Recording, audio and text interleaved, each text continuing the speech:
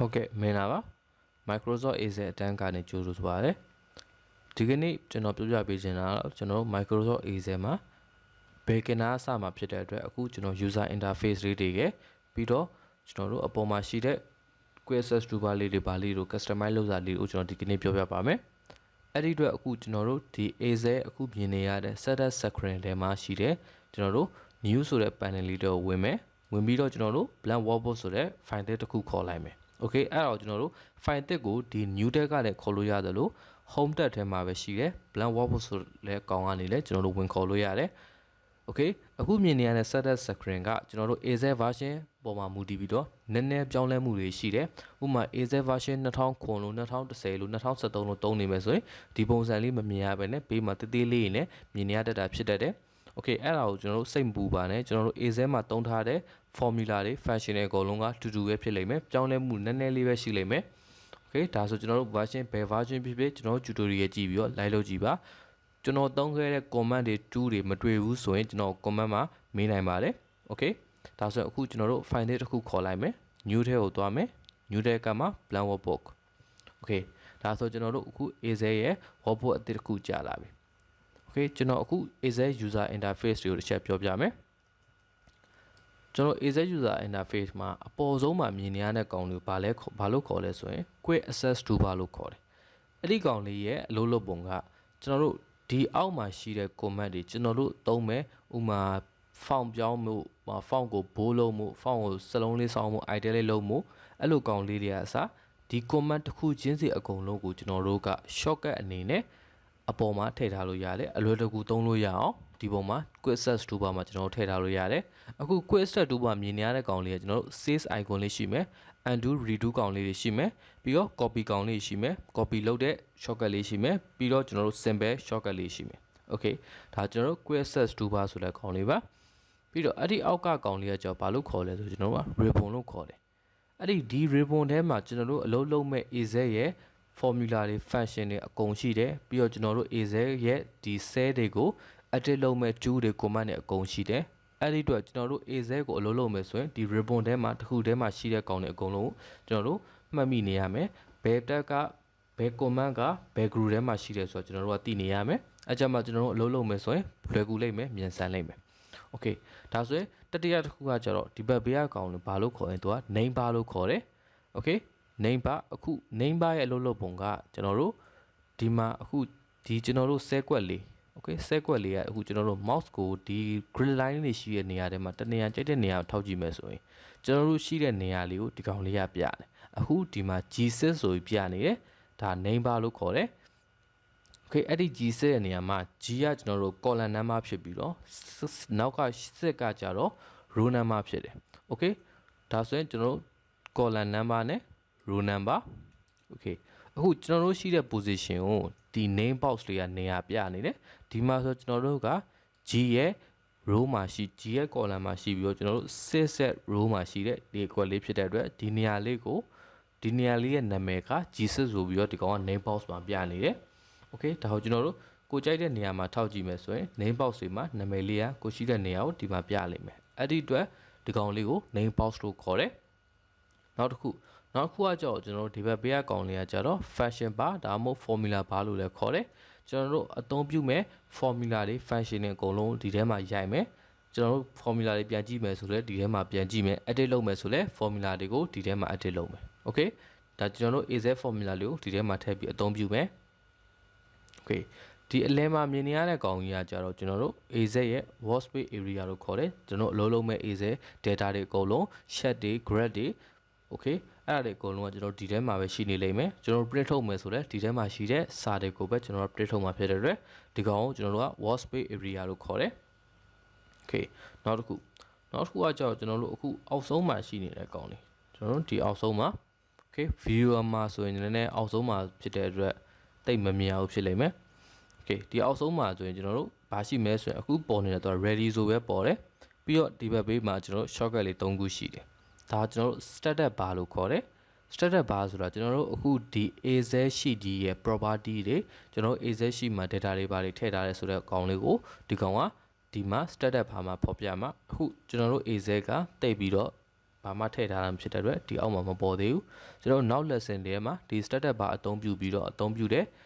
နည်းနည်း exercise လေးပါလိမ့်မယ်အဲ့ဒီကောင်လေးကြိုင်ဒီကောင်လေးကိုပြန်တခြားကြည့်ကြည့်ပါ okay အခုဒီတိုင်းပဲထားလိုက်မယ်ဒါလေးကို okay အခုကျွန်တော်ထပ်ပြောပြချင်တာအရင်ပြောပြပေးခဲ့တဲ့ဒီ quick access toolbar ဆိုတဲ့ကောင်လေးကို customization လုပ်တာလေးကိုကျွန်တော်တစ်ချက်ပြောပြမယ် okay ဒီကောင်လေးကိုကျွန်တော်တို့ blow customization လုပ်လို့ရလဲဆိုရင်အခုအပေါ်ဆုံးမှာရှိတဲ့ကျွန်တော်တို့ quick access toolbar လေးကိုထောက်ပြီးတော့ right click တစ်ချက်နှိပ်ကြည့်လိုက် right click တစ်ချက်နှိပ်ကြည့်လိုက်ကျွန်တော်တို့ menu box လေးကြာလာတယ် okay menu box လေးကြာလာတယ်အဲ့ဒီ menu ထဲမှာကျွန်တော်ဒုတိယတစ်ခုမှာရှိတဲ့ customize quick access toolbar ဆိုတဲ့ကောင်လေးကိုတစ်ချက်နှိပ်ကြည့်လိုက်မယ် okay right click customize quick access toolbar ကို left click တစ်ချက်နှိပ်လိုက်မယ်ဒီမှာဆိုကျွန်တော်တို့ Excel option တွေကိုရောက်ပြီးတော့ menu တစ်ခုကြာလာပြီ menu မှာကျွန်တော်တို့ဘယ်ဘက်မှာကျတော့ box တစ်ခုရှိတယ်ညာဘက်မှာ box တစ်ခုရှိတယ်ဘယ်ဘက်ကကောင်လေးရာကျတော့ကျွန်တော်တို့ဒီ ribbon ထဲမှာရှိတဲ့ command တွေ popular command ပေါ့အသုံးများတဲ့ command တွေကိုဒီကောင်စုပေးထားတယ်ကျွန်တော်တို့ကဒီအသုံးများတဲ့ဟာတွေကမဟုတ်ဘဲနဲ့ရှိသမျှ command တွေအကုန်တည်းမှာရွေးကျင်နေဆိုရင်ဒီမှာ all command ရွေးပြီးတော့ဒီ ribbon ထဲမှာရှိတဲ့ command တွေ Excel ထဲမှာရှိသမျှ command တွေအကုန်လုံးတည်းကကိုကြိုက်တဲ့ shortcut ကိုကျွန်တော်တို့က quick access toolbar မှာထည့်လို့ရတယ်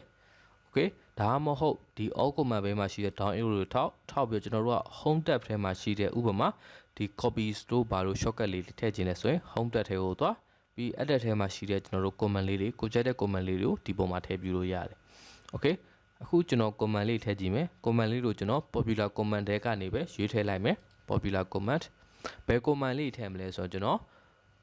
easy sum မှာ auto sum function လေးထည့်မယ် okay ဒီမှာ epsilon sign လေးနဲ့ auto sum function လေးကိုကျွန်တော်ကထည့်မယ် okay ဒါဆိုကျွန်တော်တို့အဲ့ဒီကိုထည့်မဲ့ shortcut လေးကိုထောက်လိုက်တယ် command လေးကိုထောက်လိုက်တယ်ထောက်ပြီးတော့ကျွန်တော်တို့ဒီဘက်ဘေးမှာ add ဆိုတဲ့ကောင်လေးရှိတယ်အကောင်လေးတစ်ချက်နှိပ်လိုက်မယ်တစ်ချက်နှိပ်လိုက်မယ်ကျွန်တော်တို့အခုဒီကောင်လေးကဒီဘက်ထဲရောက်သွားပြီ okay ဒါလေးကိုကျွန်တော်တို့ကအခုကျွန်တော်တို့ okay နှိပ်လိုက်မယ်ဆိုရင်ဒီ sum ဆိုလို့ကျွန်တော်နောက်ဆုံးထည့်လိုက်တဲ့ shortcut လေးကဒီ quick access toolbar ရဲ့နောက်ဆုံးနေရာမှာဒီနားလေးမှာဒီကောင်ပေါ်လာလိမ့်မယ် okay အဲ့ဒီတော့ကျွန်တော်တို့ကဒီကောင်ကိုကြိုက်တဲ့နေရာထားလို့ရတယ် okay ဒါလေးကိုထောက်ပြီးကျွန်တော်တို့ဒီဘက်ဘေးမှာရှိတဲ့ move up ဆိုတဲ့ကောင်လေးနှိပ်ပေးလိုက် okay ဒီဘက်ဘေးမှာ up arrow နဲ့ down arrow လေးနှစ်ခုရှိတယ်ကိုနေရာရွှေ့ခြင်းနဲ့ shortcut လေးလို့ထောက်ပြီးတော့ up arrow down arrow နှိပ်ပေးလိုက် okay ကိုလိုချင်တဲ့ shortcut လေးကအဲ့လိုကိုထားခြင်းတဲ့နေရာရောက်သွားပြီဆိုရင်ကျွန်တော်တို့ okay ပေးလိုက်မယ် okay ပေးလိုက်မယ်ဆိုရင်အခုကြည့်လိုက်မယ်ဆိုရင်ဒီကျွန်တော်တို့ထည့်ခဲ့တဲ့ဒီ auto sum ဆိုတဲ့ shortcut လေးကဒီအပေါ်မှာ quick access toolbar ရဲ့ကျွန်တော်တို့ထားခဲ့တဲ့နေရာလေးမှာရောက်နေတော့တွေ့ရမယ်အဲ့ဒီအတွက်ကျွန်တော်တို့က quick access toolbar မှာရှိတဲ့ဒီကောင်လေးကိုအသုံးပြုမယ်ဆိုတော့ကျွန်တော်တို့အလွယ်တကူဒီကနေသွားနှိပ်လိုက်လို့ရတယ် click သုံးပြီးသုံးလို့ရတယ်ဥပမာကကျွန်တော်တို့က insert function သုံးမယ်ဆိုလဲကိုထားခြင်းတဲ့အကွက်ကိုထောက်ပြီးတော့အပေါ်က function ဆိုတဲ့ကောင်သွားနှိပ်လိုက်လို့ရတယ်ဒီတော့မှကျွန်တော်တို့အသုံးများတဲ့ shortcut လေးတွေကိုဒီပုံမှာထည့်ထားမှုအကြံပေးခြင်းနဲ့အကြံမှကျွန်တော်တို့အလွယ်တကူ quick access toolbar ကိုအသုံးပြုပြီးတော့ကျွန်တော်တို့လုပ်နေတဲ့ workflow ကိုမြန်အောင်လုပ်လို့ရမယ် okay အဲ့လိုပဲကျွန်တော်နောက်တစ်ခု quick access toolbar လို့ပဲနောက်ထပ် customization လုပ်လို့ရတာပါလဲဆိုရင်ဒီအောက်မှာရှိတဲ့ ribbon လေးတွေကိုလည်းကျွန်တော်တို့ customization လုပ်လို့ရတယ် okay အဲ့ဒီကောင်လေးကိုကျွန်တော်ဘယ်လို customization လုပ်မယ်ဆိုတာတစ်ချက်ပြမယ်ခုနလိုပဲကျွန်တော် right click ထောက်လိုက်မယ် quick access toolbar လေးကိုထောက်ပြီးတော့ပေါ်လာတဲ့ menu ထဲမှာရှိတဲ့ကျွန်တော်တို့နောက်၄ခုမြောက်က customize the ribbon ဆိုတဲ့ကောင်လေးတစ်ချက်နှိပ်လိုက် okay ဒီမှာဆိုခုနလိုပဲ window တစ်ခုကြာလာပြီဘယ်ဘက်မှာရှိတဲ့ကောင်ကကြတော့ popular command လို့ပေါ်နေတဲ့အခုနလိုပဲကျွန်တော်တို့အသုံးများတဲ့ command လေးတွေကိုဒီကောင်က Excel ကစုပေးထားတယ်အဲ့ဒီထက်မှာကျွန်တော်တို့က popular command မဟုတ်ဘဲနဲ့ command တွေအကုန်လုံး all command အနေနဲ့သုံးမယ်ဆိုတော့ all command ကိုရွေးအဲ့ဒီထဲမှာ Excel မှာရှိသမျှ command တွေအကုန်လုံးဒီ all command ထဲမှာရှိတယ်ဒီထဲမှာကိုအသုံးပြုမဲ့ software လေးကိုအသုံးပြုမဲ့ command ကိုဒီ main tab ထဲကိုထည့်ပြီးတော့အသုံးပြုလို့ရမယ် okay အခုလောလောဆယ်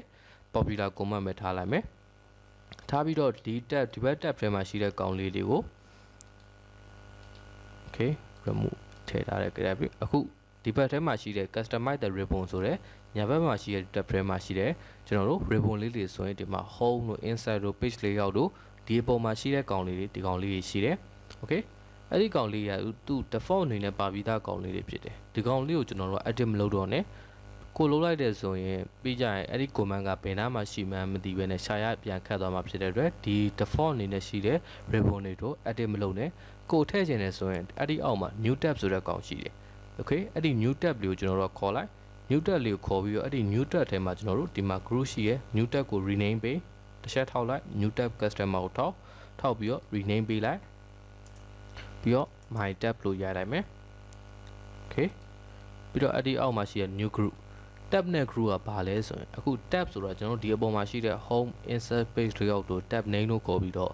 အဲ့ဒီအောက်မှာကျွန်တော်တို့ comment လေးတွေရှိတယ်ဒီ comment လေးတွေကိုမှတစုတဝေးထားတဲ့ကောင်လေးရှိတယ်ဒီလိုအကွက်လေးနဲ့ကြည့်မယ်ဆိုရင်ဒါဆိုရင် clipboard comment ဒါဆိုရင်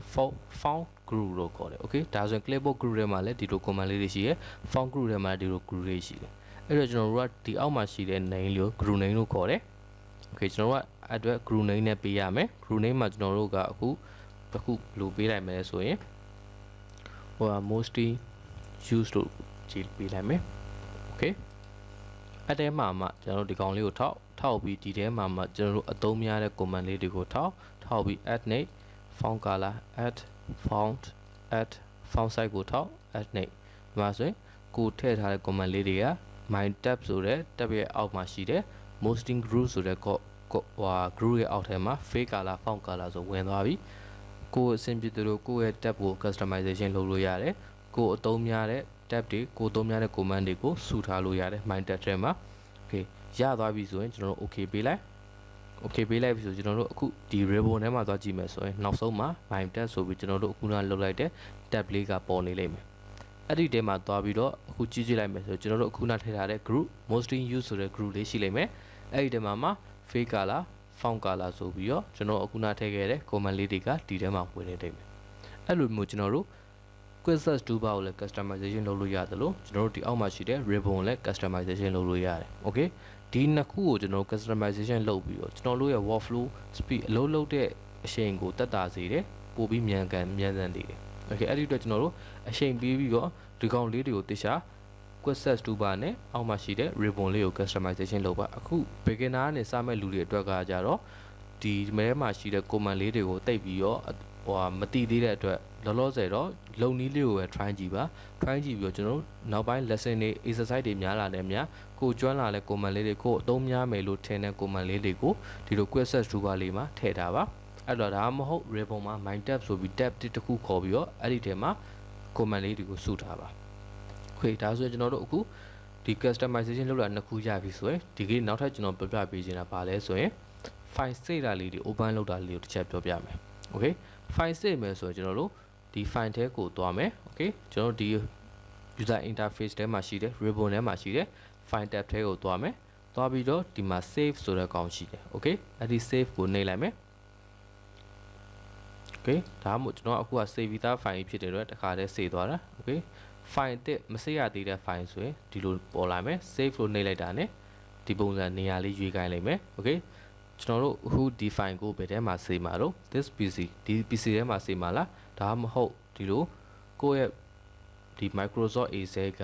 ဥမာကျွန်တော်တို့ Microsoft account နေနဲ့ရှိတ်ထားတာပါညာဆိုရင်ကျွန်တော်တို့ cloud device cloud account တွေမှာ save လို့ရတယ် okay အခုကျွန်တော် OneDrive နဲ့ join ထားတာဖြစ်တဲ့အတွက် OneDrive မှာသွား save လို့ရတယ် okay ဒါမှမဟုတ်ကျွန်တော်တို့ဒီ computer ထဲမှာပဲ save မယ်အတွက် this pc ကို double click နှိပ်လိုက်ဒါဆိုကျွန်တော်တို့ save ဆိုတဲ့ menu လေးတစ်ခုကြာလာတယ်အဲ့ဒီ menu ထဲမှာမှကျွန်တော်တို့ဘယ်နားမှာ save မလို့အခု desktop ပေါ်မှာ save မလားကို save ကြတဲ့နေရာကိုရွေးပြီးတော့ဒီမှာအောက်မှာဆို file name နဲ့ save style ဆိုရင် file type နှစ်မျိုးရှိတယ်အဲ့ဒီမှာကျွန်တော် file name ကိုပေးချင်တဲ့နာမည်လေးပေး okay အောက်မှာရှိတဲ့ save style ကကြတော့ကျွန်တော်တို့အများအားဖြင့် Excel ကိုဘယ် file အနေနဲ့ save မှာလုံးဆိုတဲ့မျိုးစာအဲ့ဒီမှာကျွန်တော်တို့ file size တွေ file type တွေအများကြီးရှိတယ်ကျွန်တော်တို့အခုအသုံးပြုမှာတော့ Excel workbook ဆိုတဲ့ file type လေးကိုအသုံးပြုမယ် okay အဲကြောင့် Excel workbook ကိုရွေးတာသူ default အနေနဲ့လဲ Excel workbook ဆိုပဲသူရွေးထားလိမ့်မယ် okay တရားပြီဆိုကျွန်တော်တို့ save လို့နှိပ်လိုက်မယ် okay အဲဆိုကျွန်တော်တို့ file save ပြီးတော့ save သွားပြီးကြောင်းဘယ်နားမှာပြမလဲဆိုကျွန်တော်တို့အပေါ်ဆုံးမှာရှိတဲ့ဒီဘားလေးထဲမှာကြည့်ကြည့်မယ်ဆိုရင်ကျွန်တော်အခုန save လိုက်တဲ့နာမည်လေးနဲ့ file လေးကဒီမှာနာမည်လေးပေါ်နေလိမ့်မယ်အဲဆိုရင်ကျွန်တော်ဒီ Excel worksheet က file ကို save ပြီးသားဖြစ်သွားပြီ okay အဲ့လိုပဲခုနလိုပဲကျွန်တော်တို့ save ထားတဲ့ file ကို open လုပ်မယ်ကျွန်တော်ဘယ်လိုလုပ်မလဲဆိုရင်ဒီ file ထဲကိုပြန်သွားမယ်ကျွန်တော်တို့က Excel ကိုဖွင့်လိုက်တယ်ဆိုရင်ကျွန်တော်တို့ဒီ select screen မှာဆိုလဲအခုနကျွန်တော်ရှင်းပြပေးခဲ့တဲ့ screen မှာဘာ3ခု sorry panel 3ခုပေါ်တယ် home panel new panel open panel ဆိုပြီးတော့ okay အဲ့ထဲကနေကျွန်တော် open ကိုသွားလိုက်မယ်ဆိုလဲဒီတိုင်းပဲပေါ်မှာ okay Okay အခု open ထဲကိုသွားလိုက်ပြီ open ထဲကိုသွားလိုက်ပြီဆိုကျွန်တော်တို့ Excel version မြင့်နေမှာဆိုရင်ဒီလို recent တွေပါနေဒီကောင်တွေကပေါ်တယ် Okay အဲ့လိုကျွန်တော် recent တွေကနေသွားပြီးတော့ကျွန်တော်တို့အခုနရေးစေခဲ့တဲ့ file ကိုသွားဖွင့်လို့ရတယ်လို့ manually this PC တဲ့ဒီကွန်ပျူတာထဲကိုသွားမယ် this PC တဲ့ကိုရွေး double click နှိပ်လိုက်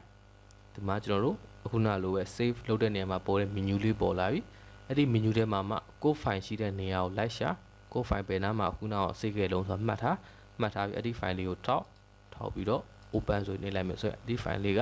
open ဖြစ်သွားလိမ့်မယ် Okay ဒါဆိုရင် file စေတာလေးရယ် file open လုပ်တာလေးရမယ် file စေရကြတော့ကျွန်တော်တို့ shortcut တွေလည်းအသုံးပြုလို့ရတယ်သူအသုံးများတဲ့ shortcut တွေကကြတော့ control s keyboard ကနေ control key လေးရယ် s လေးကိုတွဲနေလိုက်မယ်ဆိုလဲကျွန်တော်တို့ save function လေး save ဟိုဟာလေး window လေးပေါ်လာလိမ့်မယ် Okay ဒီ file ကကျွန်တော် save ပြီးသားဖြစ်နေတဲ့အတွက်မပေါ်တော့တာဒါမှမဟုတ်ကျွန်တော် quick access toolbar မှာလဲ save icon လေးထည့်ထားတယ်ဆိုရင်ဒီကောင်လေးကိုသွားနှိပ်ပြီးတော့ save ကိုသွားနှိပ်လိုက်လို့ရတယ် Okay ဒါဆိုရင်အခုကျွန်တော်နောက်ထပ်ဒီ status bar မှာရှိတဲ့ကျွန်တော်တို့ zone ဆွဲတာလေးတစ်ချက်ပြမယ်ဒီ status bar မှာကျွန်တော်တို့အောက်မှာ icon လေး၃ခုရှိတယ် view icon လေး Okay ဒီကျွန်တော်တို့ဒီ Excel workbook ကိုဘယ်လိုမြင်မလဲဆိုတဲ့ကောင်လေးလေအခုကျွေးထားတဲ့ကောင်လေးက normal view လို့ခေါ်တဲ့ကောင်လေး Okay ဒီဘက်မှာရှိတဲ့ page layout ကိုကြောက်တစ်ချက်နှိပ်လိုက်မယ်ဆိုရင်ဒီ page layout ကအခုကျွန်တော်တို့ Excel ကိုဥမာ A4 size နဲ့ရွေးထားတယ် letter size နဲ့ရွေးထားတယ် Okay ကိုရေးထားတဲ့ size ပုံမှာမူတည်ပြီးတော့ဒီမှာ page layout မှာဒီကျွန်တော်တို့ Excel worksheet ကို page view လေးပုံစံမျိုးလေးပြောင်းသွားလိမ့်မယ်ဒါကျွန်တော်တို့ page layout view ကိုက A4 size ဆိုရင်အခုကျွန်တော်တို့မြင်ရတဲ့ဒီစာရွက်လေးက A4 size စာရွက်လေးဖြစ်နေလိမ့်မယ်အဲ့ဒီမှာကျွန်တော်တို့အပေါ်မှာ header ရှိတယ်အောက်မှာဆိုရင် footer ရှိတယ် Okay ဘေးမှာကျွန်တော်တို့ alignment နဲ့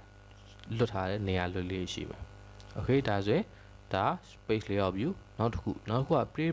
view ကကြောက်ပါလဲဆိုရင်ကျွန်တော် Excel မှာအခုခုနလို Excel မှာဒီကောင်လေးချက်ကြည့်မယ်ဒီလိုအဖြူ grid line တွေမြင်နေရတဲ့အကုန်လုံးကကျွန်တော်တို့ print ထုတ်တိုင်းမပေါ် print ထုတ်မဲ့နေရာကိုကျွန်တော်တို့အများအပြားဥမာ table ပုံစံမျိုးဒီလိုဆဲကွက်လေးတွေနဲ့ကျွန်တော်အခုဥမာပြမယ်ဒီပုံစံမျိုးလေးဆဲကွက်လေးပေါ်လိုက်တယ်အဲ့ဒီအကွက်လေးတွေပဲကျွန်တော်တို့ကမြင်ကြတယ်ဆိုရင်ဒီမှာရှိတဲ့ page view နှိပ်လိုက်မယ်ဆိုတော့အခုကျွန်တော်တို့ဒီ view ထဲမှာအခုနကျွန်တော်တို့ပေးခဲ့တဲ့ column ဆွဲခဲ့တဲ့ဒီကောင်လေးပဲမြင်နေလိမ့်မယ်ဒါ page view လို့ခေါ်တယ်ဒီ view သုံးခုကျွန်တော်ဒီထဲမှာကြည့်လို့ရတယ်လို့အပေါ်မှာရှိတဲ့ view tab ထဲမှာလည်းတွားကြည့်လို့ရတယ် view tab ထဲမှာ view ribbon ထဲမှာလည်းရှိတဲ့ normal view page view page layout view Okay ဒါဆိုကျွန်တော်တို့ view panel လေးလည်းရမယ်ပြီးတော့ table pane မှာရှိတဲ့ zone icon လေး scroll bar လေးနဲ့အတိကောင်လေးကျွန်တော်တို့ mouse လေးဖိပြီးကစားကြည့်မယ်ဒါဆိုကျွန်တော်တို့ဆဲကွက်တွေကိုအကြီးမြင်ရတယ် zone share လာတယ် Okay ပြန်သေးခြင်းနဲ့ဆိုရင်ဒီပုံစံထားဆွဲမယ်အဲ့တော့ကိုယ့်ရဲ့ screen ပေါ်မှာမူတည်ပြီးတော့ဒီကောင်လေးကိုနည်းမြင့်ကိုကစားပြီးတော့ကိုယ့်အဆင်ပြေတဲ့ပုံစံလေးထားပြီးတော့ Excel file ကိုအသုံးပြုဖို့အကြံပေးခြင်းပါတယ် Okay အဲ့ဆိုဒီကနေ့တော့ဒီလောက်ပါပဲကျေးဇူးတင်ပါတယ်ခင်ဗျ